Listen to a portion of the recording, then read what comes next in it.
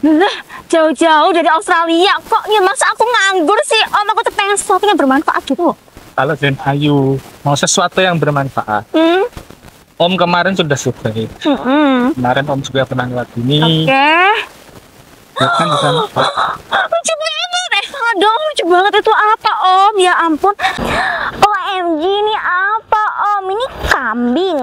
Kok kambing Iya. seimut ini? Betul. Ini kambing. Nah, Om dapat info itu ini kambing impor dari Australia. Pantesan kecil-kecil. Itu paling kecil. Iya, itu masih anakan tuh. Kok nggak ada yang kesini Om? Ayo dong kambing kesini dong. Mungkin Elsie, lihat mama. Ya ampun, nggak ada yang kesini Om. ada Den Ayu, Den Ayu. Ya, ini yang punya siapa ya kambing seimut ini? Den Ayu kepo deh Om. Den Ayu kepo. Kalau gitu, mending kita ke atas. Ngapain ke atas, jauh banget? Kita cari info tentang siapa pemiliknya. Oke, yuk, Setuju nggak? let's go. Berangkat, yuk. Tungguin. Ayo Om, cepet.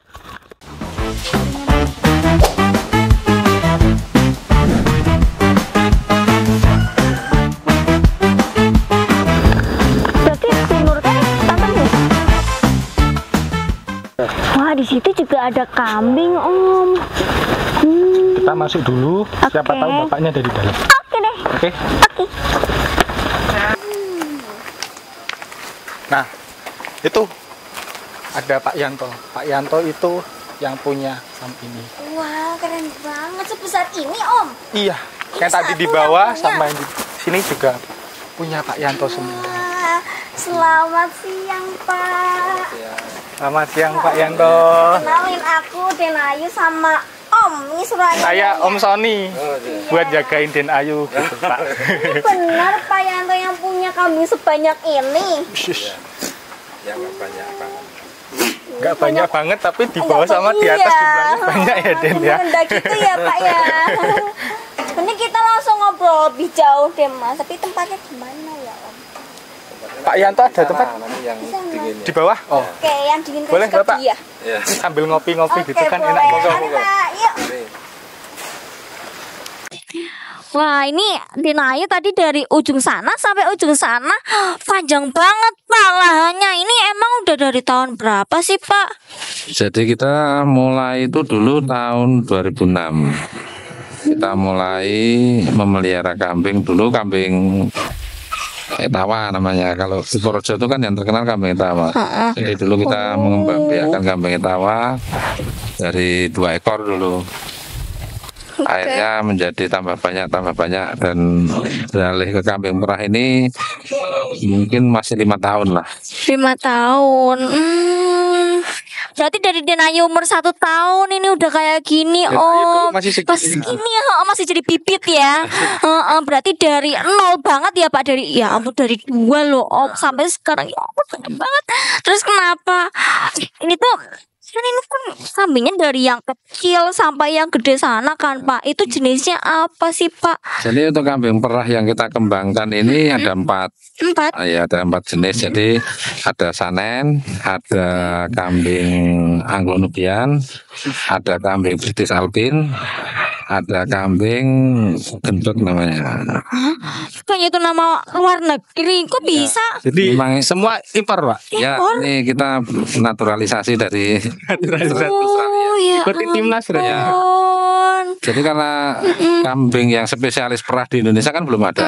Ya. Jadi kita mendatangkan dari Australia yang kita silangkan dengan kambing perah lokal namanya. Oke. Untuk kambing etawa itu dia difungsi di samping dia untuk daging dia juga untuk Perah. perah. Oh, blasteran gitu ya Om ya. Ya ampun. Hindu. Heeh. Badannya tuh tadi yang di bawah sama yang di Iya. atas sih. Ya, Gede Heeh, gitu loh. Mas. Terus kok kenapa Bapak Yanto itu milih impor? Alasannya ya apa? karena memang kita kepingin bibit unggul atau bibit yang terbaik untuk kambing perah supaya dalam perjalanan kita memelihara kambing itu juga nilai ekonomisnya ada, menguntungkan lah istilahnya. Jadi kambing-kambing yang kita datangkan itu genetiknya memang genetik perah yang bisa menghasilkan susu 2 liter up. Oke. Nah, itu kita silang dengan kambing etawa supaya harganya ekonomis. Kalau kita yang datang itu kan kambing perah yang langsung kita impor itu kan mahal. Satu Iya. ekornya bisa 30 juta. Heeh. Untuk kita perah kan tidak ekonomis. Betul. Makanya kita mendatangkan yang dari Australia itu kita silangan dengan etawa, akhirnya hasil dari silangan itu yang kita perah. Gitu. Jadi harganya kan masih istilahnya murah lah, masih di bawah 10 juta.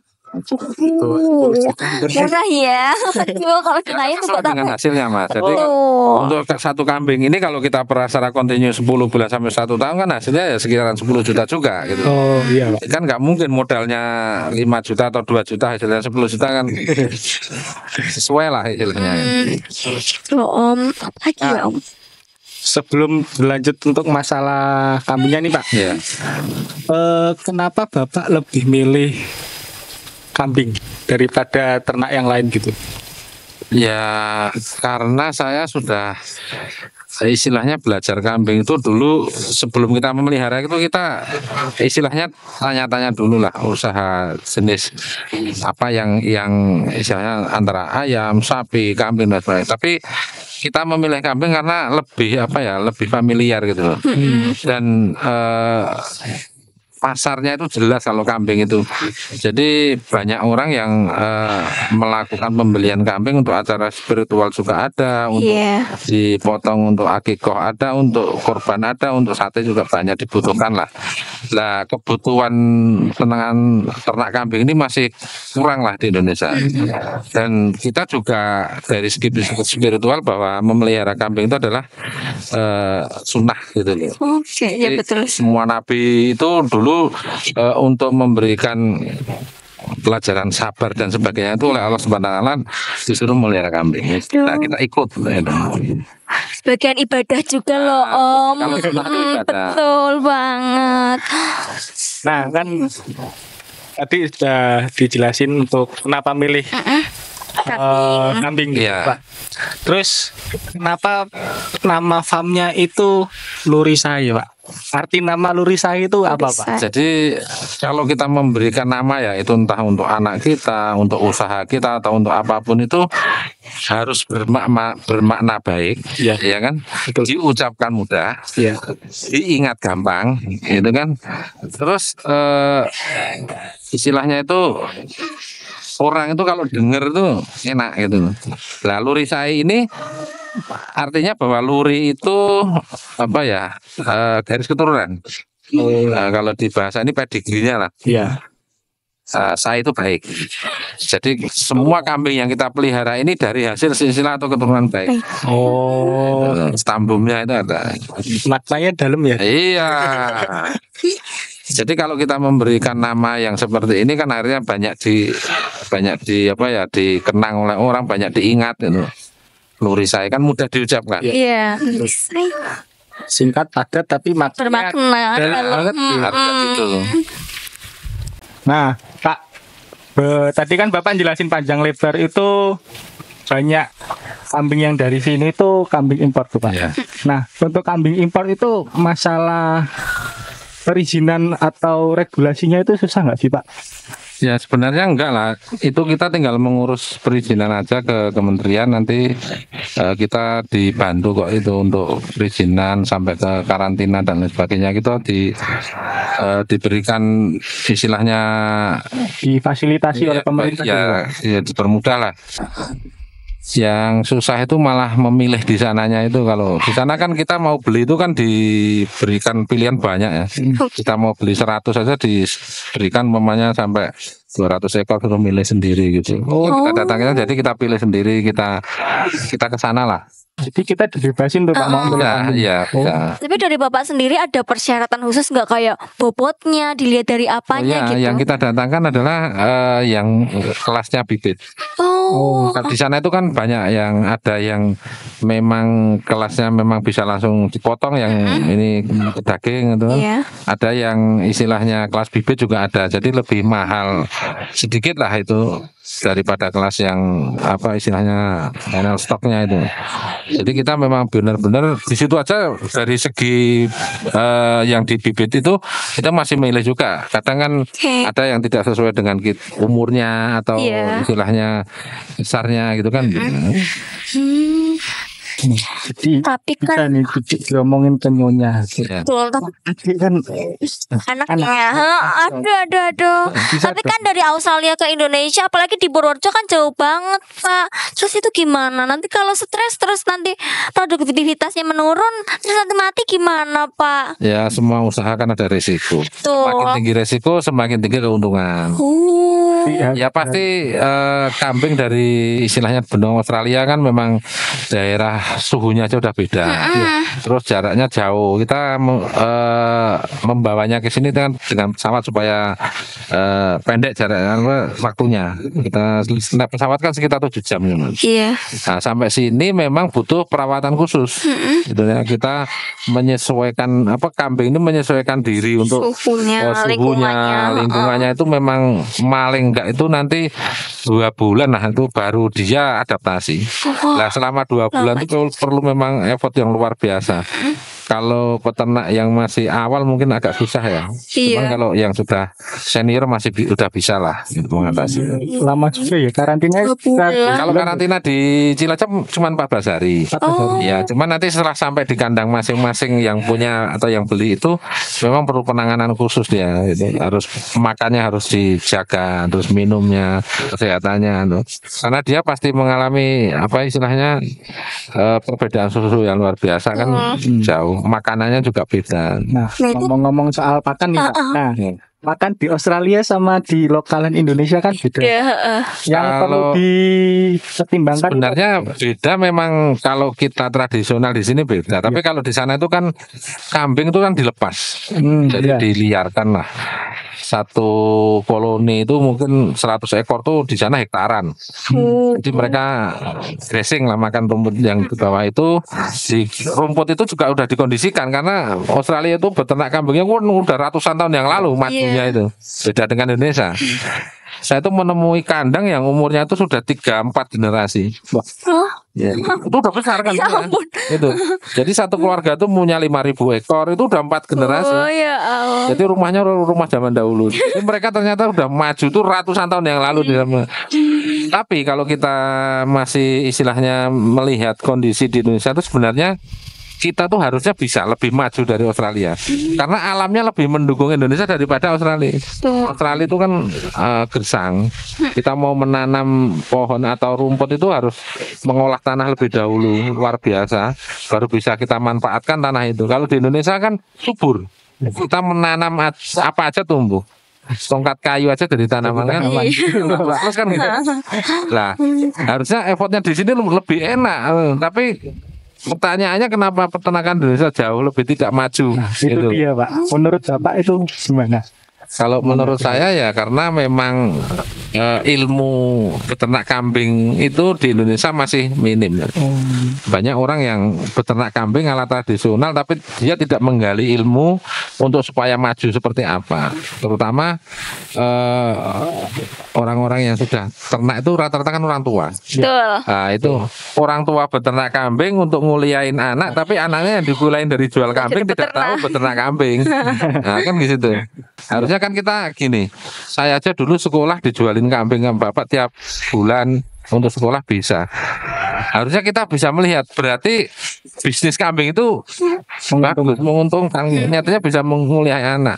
Ini yang sarjana kadang mau nguliahin anak repot kan gitu. Dia harus kerja mati-matian. Sebenarnya kita flashback aja, kita ternak kambing tapi dengan yang modern, yang skala usaha lah, bukan skala harian gitu. Makanya di sini kan kenapa saya istilahnya sekarang banyak sharing ke teman-teman itu supaya teman-teman di daerah Projo dan sekitarnya ini juga bisa maju ternak kambingnya seperti saya gitu loh. Makanya saya sekarang banyak melakukan kegiatan pendampingan, kegiatan pendidikan ke teman-teman yang mau awal membuka usaha peternakan kambing. Wah, keren banget ya. Oke. Kalau masalah kemitraan, Ya. nah itu kalau misalkan kita mau membuat usaha peternakan kambing terutama itu gimana Bapak? Bisa. Jadi kita memang Luri saya di sini sekarang mendedikasikan diri. Kalau saya kan sekarang sudah tidak terjun langsung di teknisnya memelihara kambing, kan sudah diatasi teman-teman yang kerja.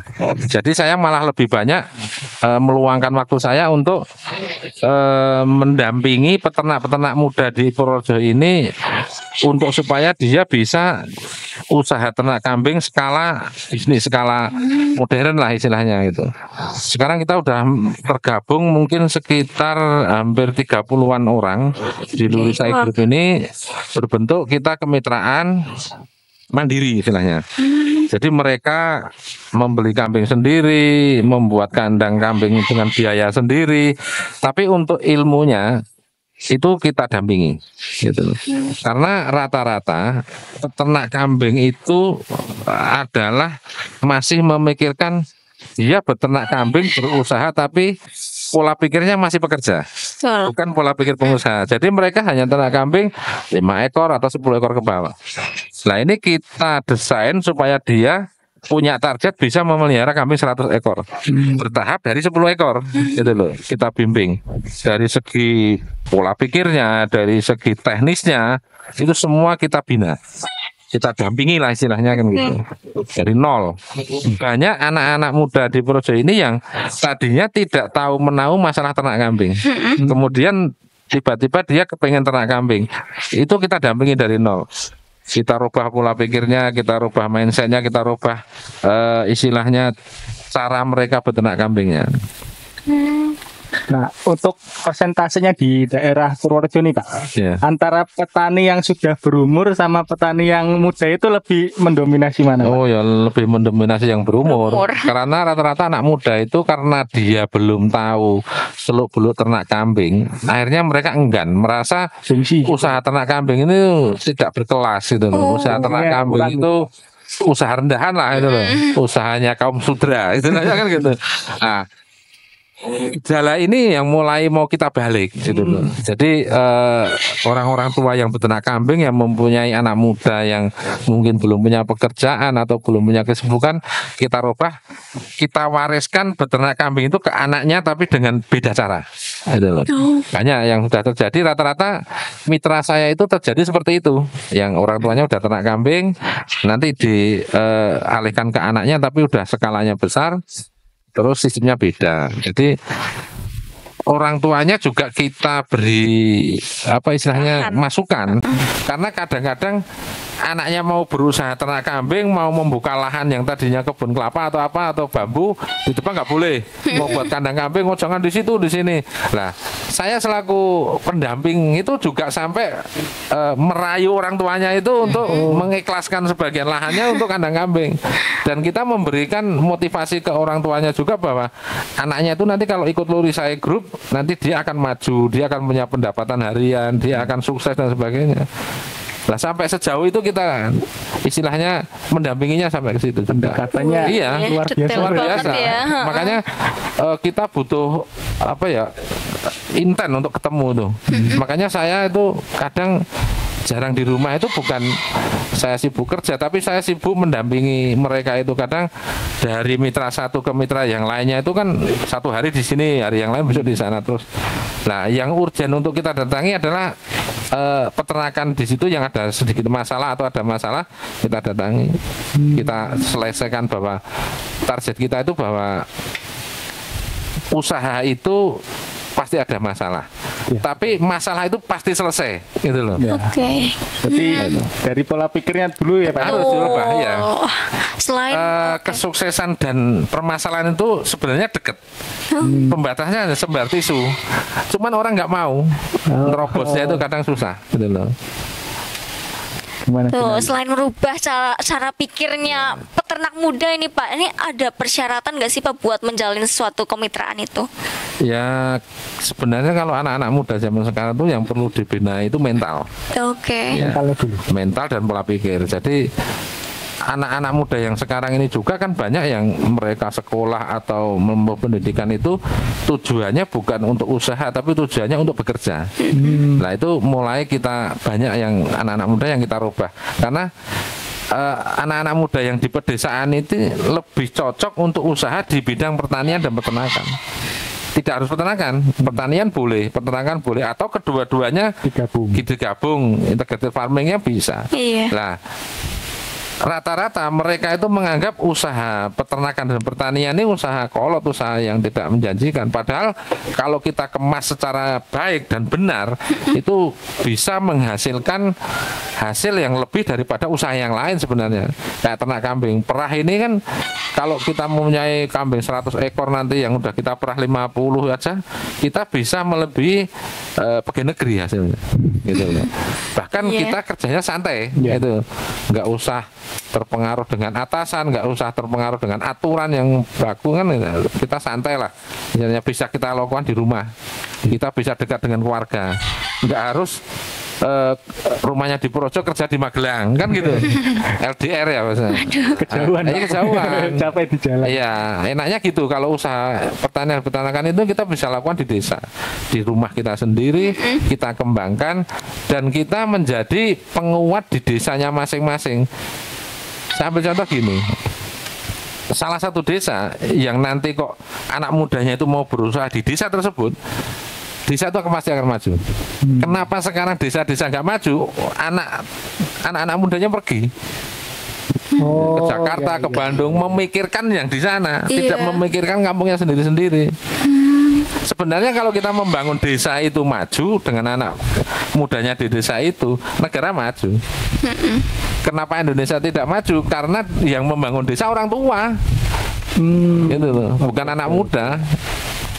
Makanya saya kepengen nanti generasi yang sekarang ini yang udah sekolah, udah pinter di bidangnya masing-masing ya harus sesuai pekerjaan atau usahanya dengan bidangnya masing-masing. Jangan lulusan pertanian kerja di bank.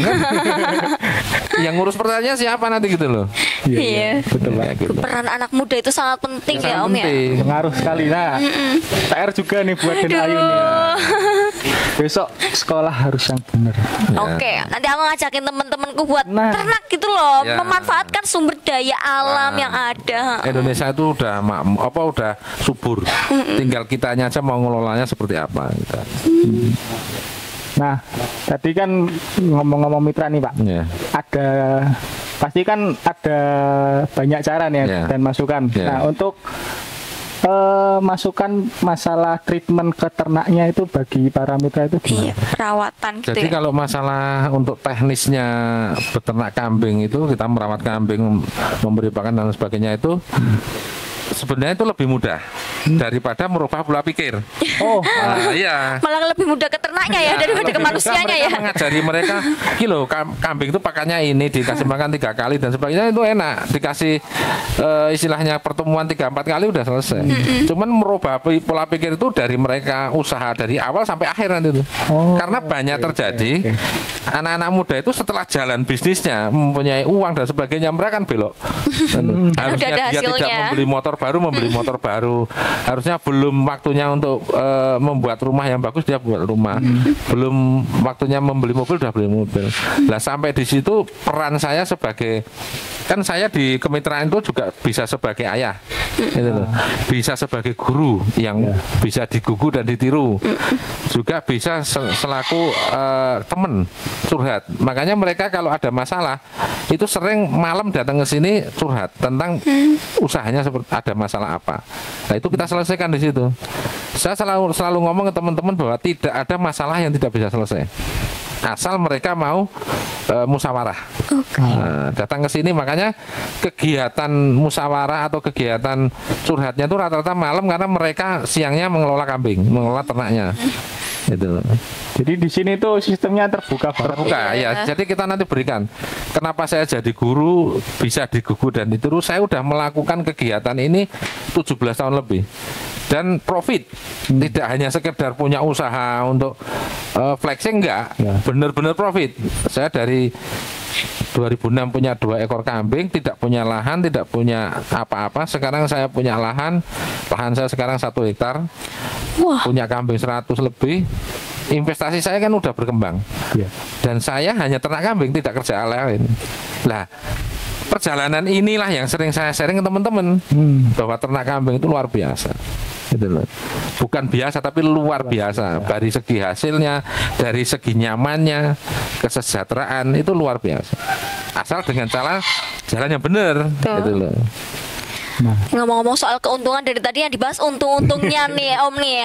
Nah Pak Yanto, ini pasti ada huru-hara kayak masalah apa sih yang dihadapi sama Pak Yanto selama berapa 17 tahun beternak. Terus solusinya itu bagaimana ini Pak? Jadi gini, saya tadi di depan kan sudah bilang bahwa tidak ada masalah yang tidak bisa selesai. Betul. Itu harus dipegang untuk seorang pengusaha. Jangan terlalu banyak mengeluh.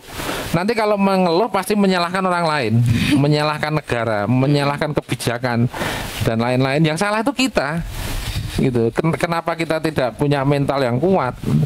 Karena umpamanya gini, kita masalah pakannya kurang ya kita tanam masih kurang ya kita beli supaya punya uang. Gimana, usaha kita harus profit kan gitu loh. Jangan terlalu gegabah bahwa kalau kita ternak itu sekarang ternak besok punya untung gitu. Tidak bisa.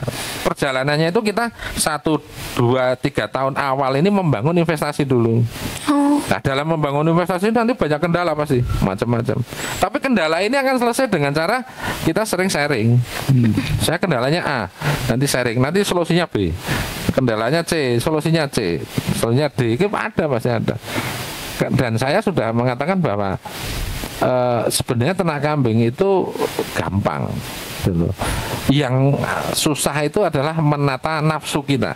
Gitu loh. Nafsu kepengen besar, cepat besar. Nafsu kepengen memenuhi kebutuhannya. Caranya dia menjual kambing. Harusnya kambing itu dari 2 ekor atau 10 ekor kita bangun menjadi 100, sebelum 100 sudah dijual lagi untuk kebutuhan konsumsi. Itu yang susah di situ. Kalau menjual kambing atau menjual investasi untuk membangun investasi yang lain, semuanya menjual kambing untuk beli tanah, membuat kandang, tidak apa-apa. Tapi kalau untuk kebutuhan konsumtif, saya larang. Gitu loh. Mulai dia umpamanya membangun dari 1 tahun, 2 tahun, 3 tahun itu masih terus saya pantau sampai dia berbuat salah kita giring, gitu loh. Rata-rata seperti itu permasalahannya. Nah, ngobrol-ngobrol kemitraan lagi nih Pak. Kan mitranya Bapak kan tadi banyak. Nah, menurut Bapak tuh mitra Bapak yang sudah berhasil itu seperti apa? Jadi ada beberapa mitra yang sudah berhasil itu mungkin kisaran 10 orang lah. Itu sudah bisa store susu ke tempat saya. Dari hasil store susu itu mendapatkan uang bisa untuk operasional, bahkan untung. Belum lagi dia nanti kalau menjual anakannya itu ada keuntungan juga, gitu loh. Nah, orang yang sudah bisa melakukan penjualan susunya rutin tiap minggunya itu nanti untuk bisa menghidupi kandangnya itu, berarti dia udah sukses. Kalau dia masih nombok, berarti dia masih membangun investasi, belum sukses. Gitu. Tapi itu nggak masalah, gitu loh. Jadi kita harus sadar bahwa kita berangkat tuh dari tidak punya modal, berarti kita harus menyisihkan sedikit keuntungan untuk modal. Jadi modalnya tambah, investasinya tambah. Yang tadinya kambingnya 10 menjadi 20, menjadi 30, menjadi 100. Itu namanya berkembang. Tapi kalau miara kambing dari 10 ekor 4 tahun masih 10 ekor berarti bertahan hidup, bukan berkembang. Nah, untuk mitranya itu kambingnya tuh Pak, apakah mereka punya sendiri? Apakah dari Bapak juga menyediakan? Jadi gini, untuk mitra itu nanti dari bibit kita sediakan. Karena kalau bibitnya membeli dari luar kita nggak tahu kualitasnya seperti apa. Makanya di kandang saya ini menjadi breeding center dari kemitraan itu. Mereka kalau sudah menyiapkan kandang, nanti pembuatan kandang pun kita pantau. Kita datangkan ahli dari Nurisai Group itu ada 1 orang, 2 orang yang bisa membangun kandang. kandang. Nanti dia yang membangun kandang. Setelah membangun kandang, nanti menyiapkan peralatannya juga sampai ke kambingnya. Jadi mereka akan mendapatkan istilahnya kandang yang benar, peralatan yang benar, dan kambing yang benar. Makanya di tahun keempat tuh biasanya mereka sudah mendapatkan keuntungan. Lumayan cepat. Karena kalau terlalu lama nanti mereka akan bosen, enggak untung-untung gitu loh. Kalau tapi banyak juga orang yang mengatakan 4 tahun itu lama, karena mereka ya itu tadi berusaha dengan nafsu. Iya, nafsunya Tidak dengan tinggi. ilmu. Wah, ini tadi udah dapat pendampingan gimana cara ngubah mindset peternak muda, terus dapat kandang, dapat bibit. Nah, untuk pakannya sendiri itu gimana Pak? Mau dikasih makan apa ini? Makan roti kan dari Australia kan nggak mungkin ya? Ya. Jadi gini, kalau masalah pakan memang kita terjadi perubahan ya. Dulu teman-teman mitra itu kan ngarit ya, salah manual. Tapi lama-lama karena populasinya mereka itu tambah banyak, akhirnya kan nggak sinkron antara manual dengan populasi. Betul. Memang kita sekarang sudah mengarah ke industri karena total populasi di mitra ini sekarang sudah hampir 2.500 ekor ya kalau di jumlah keseluruhan. Jadi kita harus mikir juga tentang pakan yang 2.500 ekor ini mau kemana gitu. Kalau manual nggak mungkin. Jadi kita mikir masalah fabrikasi pakan, yaitu membuatan silase, karena pakan yang bagus yang bisa awet itu hanya silase. Makanya kita sekarang bekerja sama lagi, kita melakukan pendampingan lagi ke petani-petani jagung, karena kita nanti bahan bakunya jagung. Di daerah pesisir itu banyak petani jagung, nanti kita edukasi kebutuhan kita itu seperti apa, dia suruh nanam, nanti kita beli hasilnya. Dan ini sudah terjadi, pabrik sudah kita bangun, dan kita sudah 1 tahun ini kita sudah memakai silase dari produk kita. Makanya sekarang mau musim hujan mau musim kemarau kita tetap tenang karena pakan pasti ada. Wah, Kita udah pikir sampai sejauh itu kita pikir. detail banget ya, Ya. Om ya ampun. Semua peluang usahanya tuh dimasukin sama Pak Yanto. Keren banget. Besok kita kan bergerak di dunia kambing perah ini pasti hasilnya nanti kan susu. Iya, Nah, betul. susu nih sekarang kita bawa ke pabrik di Jogja. Cuman ke depan juga kita sudah mulai dari sekarang kita sudah berpikir masalah produk akhir dari apa yang kita usahakan ini. Mungkin 2-3 tahun lagi kita akan membangun pabrik pengolahan susu walaupun skala kecil lah. Iya. Itu kita sudah pikir, kita sudah mulai merencanakan lokasinya di mana, kita sudah melakukan mencari ilmu tentang mengolah susu itu seperti apa.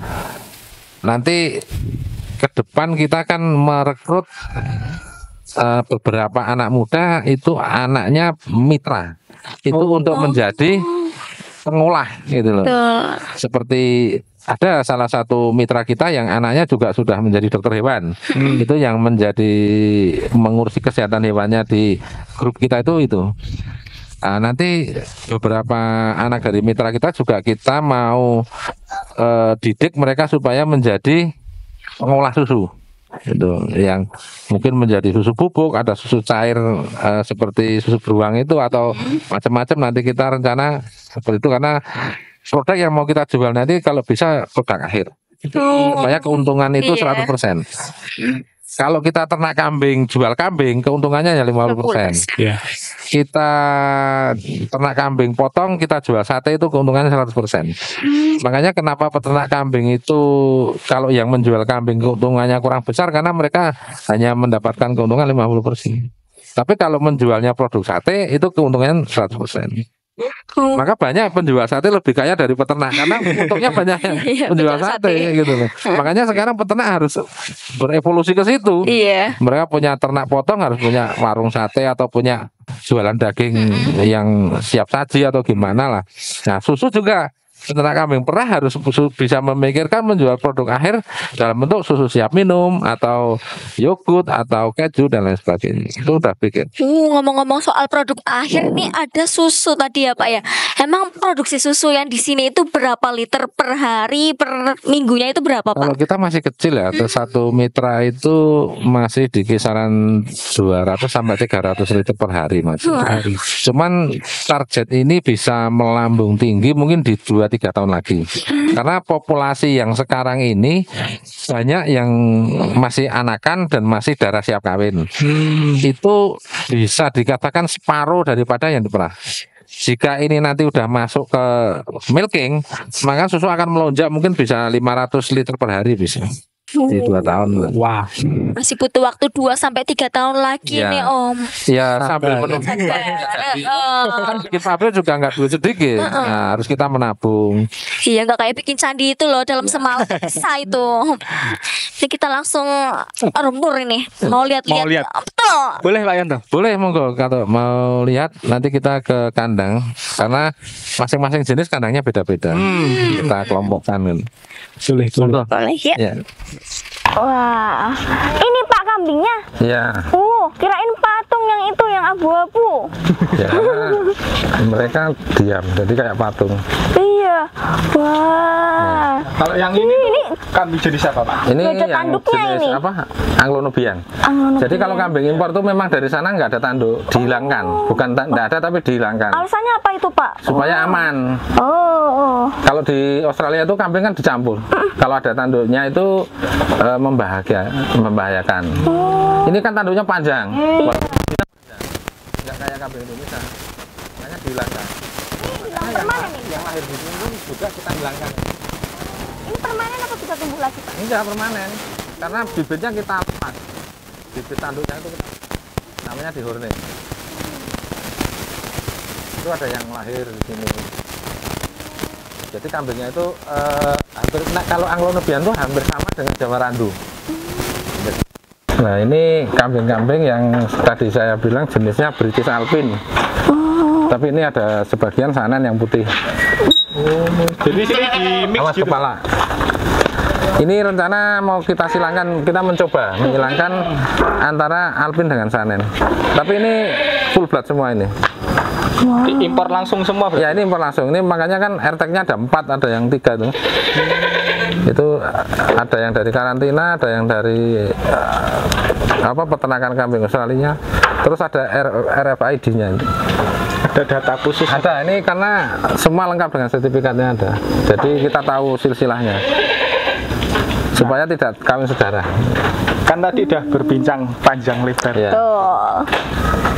Ada nggak sih Pak pesan-pesan buat anak-anak Anak muda? muda, anak Ya. muda. Depannya gitu Pak. Ya saya sering lah mengatakan bahwa mari kita bangun daerah atau desa kita itu dengan usaha yang maju. Tidak harus ternak kambing, bisa pertanian, bisa peternakan. Yang penting gimana caranya kita berusaha di kampung kita masing-masing. Nanti kalau kampungnya nanti maju, kecamatan maju, kabupaten maju, negara maju. Dan semua itu pertanian, peternakan, perikanan dan sebagainya itu pokok daripada kebutuhan kita itu di situ. Jadi usaha yang pasti ada yang beli hasil kita itu karena kebutuhan. Tuh, buat peternak muda jangan malu buat kotor karena peternak itu menguntungkan. Oke, karena kita Cangkir Tani ini ada jargonnya nih ya. Namanya jargon. Siap. Jadi nanti ketika saya bilang Cangkir Tani, Ya.